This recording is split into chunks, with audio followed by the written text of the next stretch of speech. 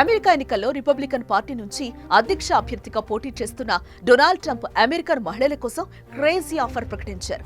మహిళల ఓట్లే లక్ష్యంగా అడుగులు వేస్తున్న రిపబ్లికన్ అధ్యక్షుడు తాను అధికారంలోకి వస్తే మహిళలకు ఐవీఎఫ్ ఖర్చు ప్రభుత్వమే భరిస్తుందని హామీనిచ్చారు.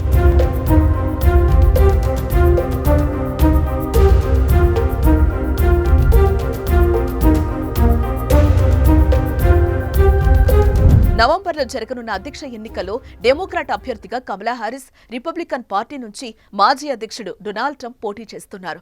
పోటీ నువ్వా నేనా అనేలా సాగుతున్న నేపథ్యంలో ఓటర్లను ఆకర్షించేందుకు ట్రంప్ కొత్త ఆఫర్లతో ఆకట్టుకుంటున్నారు. తాజాగా ఐవీఎఫ్ ఖర్చు ప్రభుత్వం భరిస్తుందని తన ఎన్నికల మేనిఫెస్టోలో చేర్చారు. సహజ పద్ధతిలో సంతానం కోసం ప్రయత్నించి విఫలమైన మహిళలు ఐవీఎఫ్ విధానాన్ని ఎంచుకుంటారు. చాలా కాలంగా ఈ విధానం ప్రాచుర్యంలో ఉంది.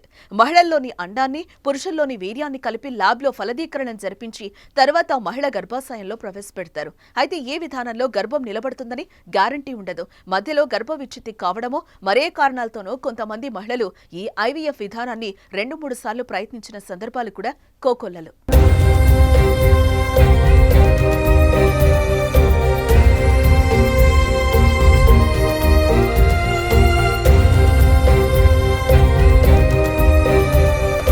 కాగా ఐవీఎఫ్ ద్వారా బిడ్డలను కనడం కొంచెం ఖర్చుతో కూడుకున్నది.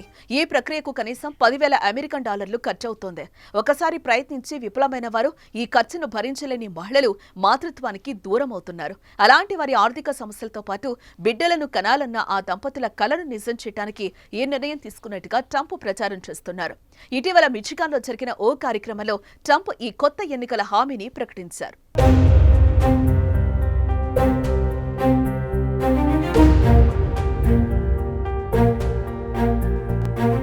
ఐవీఎఫ్ చికిత్సకయ్యే మొత్తం ఖర్చును ప్రభుత్వమే భరిస్తుందని లేదా బీమా కంపెనీ చెల్లించేలా చూస్తానని ట్రంప్ ప్రకటించారు.